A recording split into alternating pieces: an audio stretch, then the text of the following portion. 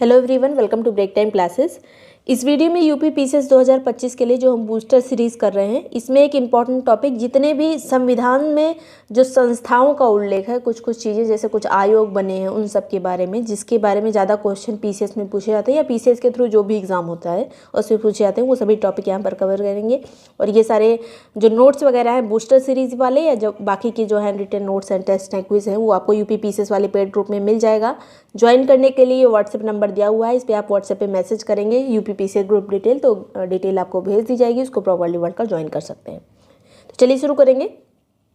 सबसे पहले निर्वाचन आयोग के बारे में बहुत चर्चा में रहता है, इस समय निर्वाचन आयोग काफ़ी चर्चा में है, तो इसके बारे में बहुत डिटेल में पढ़ना पड़ेगा। तो ये निर्वाचन आयोग जो है किस अनुच्छेद में दिया गया है, तो 324 से 329 के बीच में निर्वाचन आयोग का मतलब पूरा सब चीज़ें दी गई हैं इसके बारे में। ज़्यादातर अगर एक ही वर्ड मतलब पूछा जाता है, जब वन लाइनर ऐसे कुछ क्वेश्चन आता है, फैक्ट पूछा जाता है, तो 324 ही दिया रहता है सिर्फ, लेकिन पूरा 324 से 329 तक है। और निर्वाचन आयोग जो है स्थायी और स्वतंत्र निकाय है, कभी कभी स्टेटमेंट ऐसे आ जाता है, और इसकी शक्तियाँ प्रशासनिक भी होती हैं, सलाहकारी भी होती हैं और अर्धन्यायिक प्रकृति का होता है। ये जो वर्ड्स हैं ये बहुत इंपॉर्टेंट होते हैं, मतलब अब देखेंगे अभी आगे कि क्या क्या कैसे कैसे काम करता है ये। तो ये 3 तरह की इसकी शक्तियाँ होती हैं। कुछ इंपॉर्टेंट अनुच्छेद जैसे 324 में चुनाव के लिए निहित दायित्व, अधीक्षण, निर्देशन और नियंत्रण, ये सब निर्वाचन आयोग का काम है। 325 में क्या दिया गया है, तो धर्म, जाति, लिंग के आधार पर मतदान से अयोग्य नहीं ठहराया जा सकता है किसी को, कि आपका ये जाति धर्म है इसलिए आप मतदान नहीं कर सकते, ऐसा नहीं हो सकता। किस अनुच्छेद के अंतर्गत? 325। फिर 326 में वयस्क मताधिकार की बात की गई है। वयस्क मताधिकार मतलब वही जब एज हो जाती है, मतलब वोटिंग करने वाली, 326 अनुच्छेद में ये दिया गया है। 327 इसके संबंध में कानून बनाने की संसद की शक्ति। अगर निर्वाचन आयोग से संबंधित कोई कानून बनाना है कि उसमें कुछ भी चेंजेस करना है, कि कितने सदस्य होंगे, क्या कुछ है, तो वो सब जो है कौन करेगा ये सब, तो संसद की शक्ति होती है ये 327 में। तो ये कुछ इंपॉर्टेंट अनुच्छेद हैं निर्वाचन आयोग के संबंध में। फिर जो है निर्वाचन आयोग का गठन कब हुआ था, तो इसकी स्थापना हुई थी 25 जनवरी 1950 में। 25 जनवरी 1950 को इसकी स्थापना हुई थी। वर्तमान में 3 सदस्य इसमें होते हैं, एक मुख्य निर्वाचन आयुक्त होता है, 2 अन्य आयुक्त होते हैं। अब यहाँ पे ये भी लिख दिया है कि मुख्य निर्वाचन आयुक्त वर्तमान में कौन है, तो ज्ञानेश कुमार है, 26वें मुख्य निर्वाचन आयुक्त हैं ये। और 2 अन्य आयुक्त में कौन कौन है, तो विवेक जोशी और सुखवीर सिंह संधू हैं। इन लोगों का नाम याद रखिएगा, रिसेंट के क्वेश्चन में मतलब पूछा जा सकता है, या फिर ये बहुत आ जाता है कि किस नंबर के मुख्य निर्वाचन आयुक्त हैं, तो 26 में। अब ये जो 3 सदस्यीय था, ये हमेशा से 3 सदस्यीय नहीं था निर्वाचन आयोग। 15 अक्टूबर 1989 तक ये 1 सदस्यीय था। उसके बाद जो है 16 अक्टूबर 1989 में इसको 3 सदस्यीय बनाया गया निर्वाचन आयोग को, लेकिन वापस 1990 में इसको 1 सदस्यीय कर दिया गया था। फिर 1993 में, अक्टूबर 1993 में इसको 3 सदस्यीय किया गया, और अक्टूबर 1993 से अभी तक ये 3 सदस्यीय बना हुआ है, जिसमें एक मुख्य निर्वाचन आयुक्त होते हैं, 2 अन्य आयुक्त होते हैं। और ये जो सदस्य होते हैं, चाहे मुख्य वाले चाहे अन्य आयुक्त, इनका जो कार्यकाल होता है वो 6 वर्ष या 65 वर्ष की आयु जो पहले हो वही होता है। मतलब 6 वर्ष पूरा हो गया तो वो, नहीं तो अगर 65 वर्ष की आयु हो गई तो फिर वो रिटायर हो जाते हैं। अभी इसमें एक 2023 में केस आया था, अनूप बरनवाल बनाम यूनियन ऑफ इंडिया केस 2023। इसमें एक 5 सदस्यीय जजों की पीठ ने फैसला सुनाया था कि मुख्य निर्वाचन आयुक्त और अन्य आयुक्तों की नियुक्ति कैसी होगी। तो इसके लिए एक समिति बनेगी, जिसकी रिकमेंडेशन पे राष्ट्रपति द्वारा ये जो है नियुक्त किए जाएंगे आयुक्त।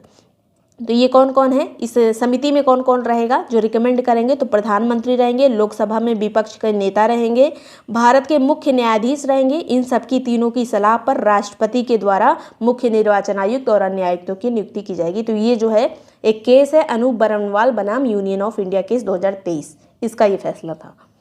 नेक्स्ट है यहाँ पर वेतन भत्ते कौन निर्धारित करता है, तो इनका वेतन भत्ते जो होते हैं वो सुप्रीम कोर्ट के जज के समान होते हैं।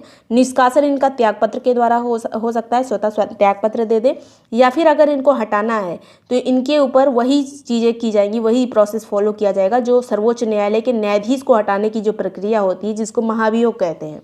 विशेष बहुमत से पारित करके ही इनको हटाया जा सकता है। लेकिन ये जो महाभियोग वर्ड है ये कहीं भी संविधान में इनके लिए नहीं दिया गया, कि मतलब ये महाभियोग वर्ड नहीं दिया गया, लेकिन प्रोसेस वही फॉलो किया जाता है निर्वाचन आयुक्तों को हटाने के लिए। तो ये याद रखिएगा कैसे हटाते हैं।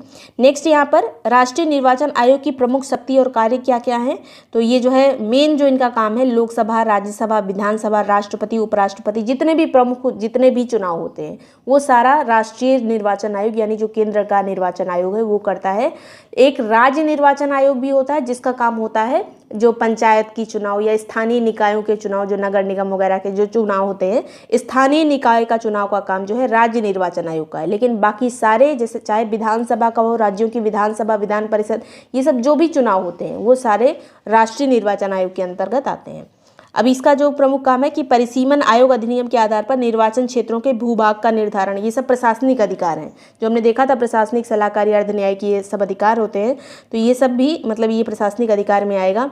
परिसीमन आयोग जो बनाया जाता है संसद के द्वारा, 1952 में बना था, 62 में बना था, 92 में बना था, 2002 में बना था, तो इन सब के आधार पर कौन सा भूभाग किस क्षेत्र में आएगा उसका निर्धारण निर्वाचन आयोग करता है। निर्वाचक नामावली तैयार करता है, मतदाता पंजीकरण का काम करता है, निर्वाचन की तिथि निर्धारित करता है, समय सारणी का जारी करता है, तो ये सब जो है राष्ट्रीय निर्वाचन आयोग का काम है। चुनाव चिन्ह का आवंटन का काम करता है, राजनीतिक दल को मान्यता देने का काम करता है। इसके अलावा अगर कोई विवाद हो जाए तो विवाद होने पर न्यायालय की तरह भी काम करता है, तो इसीलिए इसको अर्ध न्यायिक निकाय भी कहा गया है।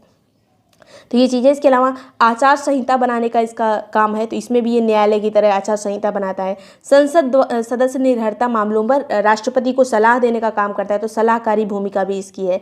विधान परिषद के मामलों में अगर कुछ भी निर्भरता का मामला है कि कोई अयोग्य व्यक्ति है, तो उसमें जो है राज्यपाल को सलाह देने का काम करता है। अनियमितताओं पर चुनाव रद्द करने का काम है इनका, मतलब निर्वाचन आयोग का। राष्ट्रपति को सलाह देने का काम है, राष्ट्रपति शासन वाले राज्य में 1 साल के बाद चुनाव कराए जा सकते हैं या नहीं कराए जा सकते हैं, इसकी रिकमेंडेशन भी ये राष्ट्रपति को करता है। ये निर्वाचन आयोग के प्रमुख काम है, शक्ति है, जिससे क्वेश्चन बन सकता है। नेक्स्ट यहाँ पर संघ लोक सेवा आयोग के बारे में अनुच्छेद 315 से 323 के बीच में जो है संघ लोक सेवा आयोग के बारे में दिया गया है। और संघ लोक सेवा आयोग में एक अध्यक्ष होते हैं और अन्य सदस्य होते हैं। अब सदस्यों की संख्या निर्धारित नहीं है, राष्ट्रपति द्वारा ये डिसाइड होता है कि कौन होंगे। सामान्यतः 9 से 11 सदस्य होते हैं टोटल।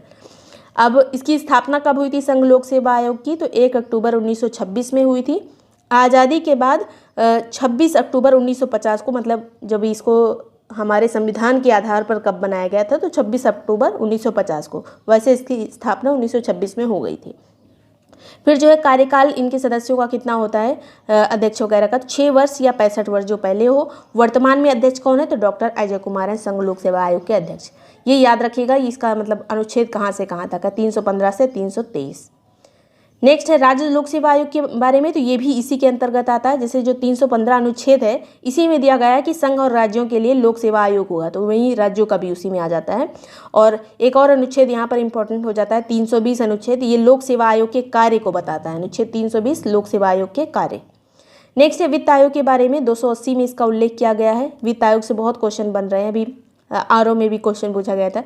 वित्त आयोग एक अर्ध न्यायिक निकाय होता है और राष्ट्रपति द्वारा हर 5 साल में वित्त आयोग का गठन किया जाता है। 5 सदस्य इसमें होते हैं, जिसमें से एक अध्यक्ष होते हैं और 4 अन्य सदस्य होते हैं। संसद ने आयोग के अध्यक्ष और सदस्यों की योग्यता का निर्धारण किया है, संसद के द्वारा इसका निर्धारण होता है।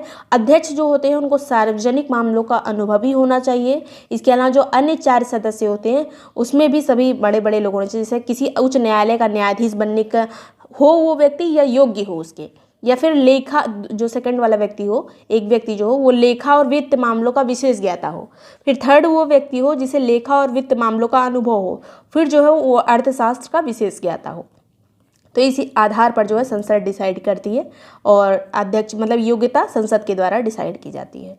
तो ये एक अध्यक्ष और 4 सदस्य होते हैं। कार्य क्या क्या है, तो वित्तीय परिस्थितियों का मूल्यांकन राज्य और केंद्र दोनों की, राज्यों के बीच में करों का बंटवारे की संतुति भी वित्त आयोग के द्वारा होती है। ये सबसे प्रमुख काम यही है, करों का बंटवारा वित्त आयोग का प्रमुख काम है। करों के वितरण हेतु सिद्धांतों का निर्धारण भी वित्त आयोग के द्वारा किया जाता है। राष्ट्रपति द्वारा आयोग को वित्त के हित में निर्दिष्ट अन्य विषय जो होते हैं, राष्ट्रपति को रिकमेंडेशन वित्त के संबंध में अगर देनी हो तो वो भी वित्त आयोग का काम है। 16वें वित्त आयोग का गठन भी किया गया है। तो इसके अध्यक्ष कौन है, तो अरविंद पनगड़िया इसके अध्यक्ष हैं। ये नीति आयोग के पूर्व उपाध्यक्ष रह चुके हैं अरविंद पनगड़िया। और सचिव कौन है इसके, तो ऋत्विक रंजनम पांडे इसके अध्यक्ष हैं। और ये आयोग जो है 16वां, ये 1 अप्रैल 2026 से काम करेगा, अगले 5 साल के लिए अपनी रिपोर्ट सौंपेगा। ये 31 अक्टूबर 2025 में ही अपनी रिपोर्ट सौंपेगा, अभी रिसेंट में ही अपनी रिपोर्ट सौंप देगा। लेकिन इसका कार्यकाल क्या है, तो 1 अप्रैल 2026 से इसका मतलब काम शुरू होगा। इस तरह से ही ये सब बनते हैं, मतलब ये जो काम करता है इसी तरह बनता है। रिपोर्ट वगैरह इनकी आती है पहले, उसके बाद बहुत सारी चीज़ें होती हैं इसमें, ये वो अलग प्रोसेस है। बस ये याद रखिए अध्यक्ष कौन है 16वें वित्त आयोग के, तो अरविंद पनगड़िया, सचिव ऋत्विक रंजन पांडे, और 1 अप्रैल 2026 से काम कर रहा है। और वित्त आयोग अभी तक कितने बन चुके हैं उन सब के बारे में 15 जो बन गए हैं। अब पहला, दूसरा, तीसरा, चौथा इस तरह से बहुत पूछ जाता है, या फिर इस तरह से आता है निम्न में से कौन वित्त आयोग के अध्यक्ष नहीं रहे हैं, इस तरह से भी आता है। तो पहले थे के सी योगी, 1951 में अध्यक्ष बने थे। सेकंड थे के संथानम, 1956 में अध्यक्ष बने थे। फिर थर्ड थे ए के चंदा। अब ये याद रखिए कि किनका किनका नाम है इसमें, अगर आ जाए कि निम्न में से कौन नहीं थे तो आप कर पाएँ। फोर्थ थे पीवी राज मन्नार, फिफ्थ थे महावीर त्यागी, सिक्स थे ब्रह्मानंद रेड्डी, सेवन थे जेएम सेलात, आठवें थे यहाँ पर वाई बी चौहान, और 9वें थे एनकेपी साल्वे, 10th थे केसी पंत, फिर जो 11वें थे एएम खुसरो, 12वें थे के रंगराजन। अब ये जो 12, 13, 14, 15 है ये याद रखिएगा, इनको अरेंज करने में आ सकता है क्योंकि रिसेंट के हैं। 13वें थे विजय केलकर, 2007 में बने थे ये विजय केलकर, रंगराजन 2002 में। फिर 14वें थे वाई वी रेड्डी, 2013 में बने थे। और 15वें थे एनके सिंह, जो कि 2017 से इनका कार्यकाल शुरू हुआ था। तो ये जो है वित्त आयोग है, इनकी कौन कौन अध्यक्ष रहे थे। अब वस्तु और सेवा परिषद, ये भी जो है संविधान में दर्ज है, अनुच्छेद 279A के तहत जो है इसको शामिल किया गया है। 101वें संविधान संशोधन 2016 के द्वारा जो है यही जीएसटी वाला काम है, ये जीएसटी परिषद का गठन किया गया था। अनुच्छेद याद रखिएगा 279A के तहत। कौन सा संविधान संशोधन? 101वां 2016 में लागू हुआ था, नई कर प्रणाली आई थी। सदस्य इसमें केंद्रीय वित्त मंत्री होते हैं जो इसके अध्यक्ष होते हैं। राजस्व, वित्त प्रभारी और केंद्रीय राज्य मंत्री भी इसमें सदस्य होते हैं। अध्यक्ष यही होंगे जो केंद्रीय वित्त मंत्री होंगी। प्रत्येक राज्य के वित्त मंत्री और या फिर राज्य सरकार जिसको भी नामित करे वो भी इसके सदस्य होते हैं। जो जीएसटी परिषद होती है उसमें राज्यों के वित्त मंत्री भी शामिल होते हैं या फिर राज्य जिसको रिकमेंड करे। नेक्स्ट है यहाँ पर, इसके बारे में इतना ही चीज़ इम्पॉर्टेंट है कि ये जो परिषद है ये इसका जो संविधान में जिक्र है। फिर अनुसूचित जातियों के लिए राष्ट्रीय आयोग, इसका गठन हुआ था 1978 में। गैर सांविधिक आयोग के रूप में पहले इसका गठन किया गया था 1978 में। उसके बाद 65वें संविधान संशोधन 1990 के द्वारा इसको संवैधानिक दर्जा दिया गया था। 1990 में अनुसूचित जातियों का जो 65वां संविधान था उसको संवैधानिक दर्जा दिया गया था। उसका नाम रखा गया था अनुसूचित जाति एवं जनजाति आयोग। फिर 89वां संविधान संशोधन आया 2003। ये सब बहुत इंपॉर्टेंट पॉइंट्स हैं। 2003 इसके द्वारा आयोग 2 भाग में बट गया। एक हो गया अनुसूचित जाति आयोग, दूसरा हो गया अनुसूचित जनजाति आयोग। 2003 की बात है ये 89 संविधान संशोधन की, जब 2 पार्ट में बट गया था। जो अनुसूचित जाति आयोग था वो अनुच्छेद 338 में आ गया और जो अनुसूचित जनजाति आयोग था वो अनुच्छेद 338 का में आ गया। तो 338 और 338 का क्या है इसके बारे में पीसीएस में बहुत बार क्वेश्चन पूछा जा चुका है। और ये सब तो ये जो संविधान का मतलब संशोधन हुआ था ये 2003 में हुआ था, लेकिन ये दोनों अस्तित्व में कब आए, आयोग का गठन कब हुआ, तो 19 फरवरी 2004 को, इसी संशोधन के आधार पर। ये जो दोनों आयोग हैं इसमें एक अध्यक्ष होते हैं, एक उपाध्यक्ष होते हैं, 3 अन्य सदस्य होते हैं और इनकी अवधि 3 साल की होती है। राष्ट्रपति द्वारा इनकी सेवा शर्तें निर्धारित की जाती हैं, ये भी आप याद रख सकते हैं। फिर जो है राष्ट्रीय पिछड़ा वर्ग आयोग एक बना। पहले ये जो है संवैधानिक दर्जा इसको भी नहीं था। पहला जो पिछड़ा वर्ग आयोग बना था वो 1953 में बना था काका कालेलकर की अध्यक्षता में। ये नाम याद रखिएगा, काका कालेलकर, 1953 में ये आयोग बना था। फिर दूसरा वाला बना 1978 में बीपी मंडल की अध्यक्षता में। फिर जो है राष्ट्रीय पिछड़ा वर्ग आयोग को वैधानिक निकाय के रूप में कब स्थापित किया गया, 1993 में। अभी देखिए ये वैधानिक रूप में स्थापित हुआ था 93 में, लेकिन 2018 में इसको संवैधानिक दर्जा दिया गया था 102वें संविधान संशोधन के द्वारा। इसको जो है संविधान में दर्जा दिया गया। और किस अनुच्छेद के तहत इसको डाला गया पिछड़ा वर्ग आयोग को, तो 338B के तहत। अब ये देखिए 338 में क्या था, तो अनुसूचित जाति आयोग, 338 में था अनुसूचित जाति आयोग। और 338 का में क्या था, मतलब ए में क्या था, तो जनजाति आयोग। और 338B में क्या है, तो पिछड़ा वर्ग आयोग। तीनों अलग अलग हैं। और ये पिछड़ा वर्ग आयोग 2018 में बना है 102वें संविधान संशोधन के द्वारा। इसमें भी एक अध्यक्ष, एक उपाध्यक्ष, 3 अन्य सदस्य होते हैं। फिर एक भाषाई अल्पसंख्यक वर्गों के लिए विशेष अधिकारी, ये 7वें संविधान संशोधन 1956 में जो संशोधन हुआ था उसके आधार पर 1957 में भाषाई अल्पसंख्यक के लिए विशेष अधिकारी कार्यालय की स्थापना की गई थी। किस अनुच्छेद के तहत, तो ये 350 खा के तहत। तो भाषाई अल्पसंख्यक के लिए विशेष अधिकारी किस अनुच्छेद में आएगा, 350 खा के तहत। कब जोड़ा गया ये, 1957 में जोड़ा गया था। किस संशोधन के तहत, तो 7वें संविधान संशोधन 1956 के तहत। इतनी चीज़ें ही यहाँ पर याद रखिएगा। नेक्स्ट है भारत का नियंत्रक और महालेखा परीक्षक, जिसको कैग कहते हैं, CAG। ये अनुच्छेद 148 के तहत आता है। संविधान में हमेशा से ये दर्ज था। कार्यकाल है इनका 6 वर्ष या 65 वर्ष जो भी पहले हो। ये राष्ट्रपति द्वारा नियुक्त किए जाते हैं CAG, लेकिन ये प्रसाद पर्यंत नहीं होते हैं। ये यहाँ पे प्रसाद पर्यंत का मतलब क्या है कि उनके टुकड़ों पे नहीं पल रहे हैं, वो कभी भी नहीं हटा सकते। इनके हटाने का एक प्रोसेस है। इनकी नियुक्ति तो कर सकते हैं लेकिन तुरंत नहीं हटा सकते जब मन किया। राष्ट्रपति को ये त्यागपत्र दे सकते हैं, लेकिन इनको हटाने की प्रक्रिया क्या है CAG की, तो जो उच्चतम न्यायालय के न्यायाधीश को हटाने का प्रोसेस है, उसी प्रोसेस से CAG को भी हटाया जाता है, नियंत्रक और महालेखा परीक्षक को भी हटाया जाता है। कार्य क्या है, तो केंद्र राज्य की जो संचित निधि होती है या फिर आकस्मिक निधि या किसी प्रकार का जो लेखा होता है उसका परीक्षण करना, उसको देखना, और उसके अलावा राष्ट्रपति को अपनी रिपोर्ट सौंपते हैं। राज्यों के मामले में राज्यपाल को रिपोर्ट देते हैं और राज्यपाल उसको विधानसभा में रखते हैं और जो राष्ट्रपति होते हैं वो संसद में रखते हैं अपना। तो ये जो है ये रिपोर्ट देते हैं इन दोनों लोग को। इसके अलावा जो सार्वजनिक कंपनियां होती हैं जैसे RBI वगैरह या स्टेट बैंक या जो बड़ी बड़ी जो PSUs होते हैं, उनमें भी लेखा परीक्षण का काम यही CAG के द्वारा ही किया जाता है। ये सब पूछा जाता है एग्जाम में। नेक्स्ट है भारत के महान्यायवादी या जिसको अटॉर्नी जनरल कहते हैं, इसको सरकार का वकील भी कहा जाता है अटॉर्नी जनरल को, और ये देश का सर्वोच्च कानून अधिकारी माना जाता है। अनुच्छेद 76 में इनका उल्लेख है अटॉर्नी जनरल का, और कार्यकाल इनका सुनिश्चित नहीं होता है। राष्ट्रपति के प्रसाद पर्यंत ये काम करते हैं अटॉर्नी जनरल जो होते हैं। ये एक तरह के सरकार के वकील हैं, तो सरकार जिसको भी पसंद करेगी उसको वकील बनाएगी, तो इनको हटा भी सकती है। अगर कोई भी सरकार के खिलाफ ये कुछ काम कर दिए तो इनको हटा दिया जाता है। और संसद की कार्यवाही में ये भाग लेने का इनका अधिकार होता है, लेकिन वोटिंग का अधिकार नहीं होता है। ये किसी भी मतलब जगह पे जाकर सरकार के वकील के रूप में काम कर सकते हैं, देश के किसी भी न्यायालय में जाकर। इनको जो योग्यता ऐसे जो निर्धारित की गई है वो 10 साल तक वकालत या फिर 5 साल तक हाई कोर्ट का जज रहे कोई व्यक्ति, तो वो बन सकता है अटॉर्नी जनरल अगर सरकार उसको पसंद करती है तो।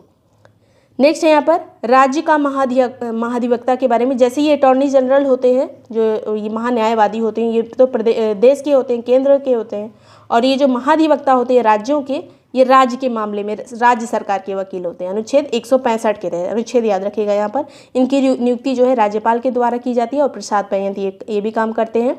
बाकी सभी चीज़ें जैसे ये वाली थी वैसे ये भी हैं। तो ये इतने जो अधिकारी हैं या आयोग हैं, इनका संविधान में जिक्र है। ये संविधान में मतलब जितना भी आपका पॉलिटी में M लक्ष्मीकांत बुक है, उसमें जितने भी संविधान से रिलेटेड जो आयोग मतलब या फिर पद दिए गए हैं वो यही इतने हैं। वीडियो पसंद आया हो, सारा पॉइंट मैंने यहाँ पर लिख दिया है, तो लाइक कर दीजिएगा, कमेंट में बताइएगा कैसा लगा। और ये बूस्टर सीरीज़ मोस्ट इंपॉर्टेंट रहेगी PCS के एग्जाम में या कोई भी एग्जाम जहाँ पे ये सब पूछा जाता है। वीडियो पसंद आए यूजफुल लगा तो लाइक सब्सक्राइब कर लीजिएगा। ये सभी नोट्स वगैरह जो बूस्टर वाली हैं, बाकी के भी जो हैंड रिटन नोट्स हैं, टेस्ट हैं, क्विज हैं, वो सब आपको जो नंबर दिया है उस पर आप व्हाट्सएप करेंगे तो ग्रुप ज्वाइन करेंगे तो उसी ग्रुप में मिल जाएगा। Thank you so much watching break time classes.